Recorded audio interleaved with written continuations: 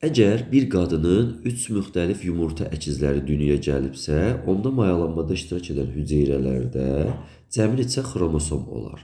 Yəni cəm nə qədər xromosom vardır? Biz bunu buradan öyrənə bilərik. Tamam, baxaq görək müxtəlif yumurta əkizləri necə yaranır? Bilirik ki, müxtəlif yumurta əkizləri dediyi üçün mayalanmada bir yumurta hücrə iştirak edir, bir dənə də erkək qamet spermatozoid. Yenə mayalanmada bir yumurta hücrə iştirak edir, bir spermatozoid.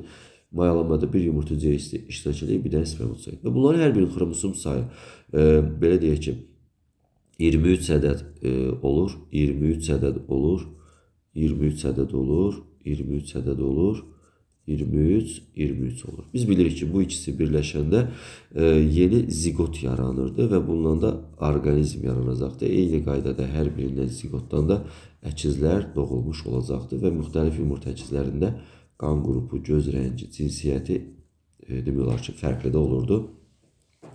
Cinsiyyət bəzən eyni də olur. Zigotdan da bir əkiz yaranacaqdı. Ə hərfi yazıram qısaca. Əkizimiz yarandı. Bu da əkizimiz yaranacaqdı.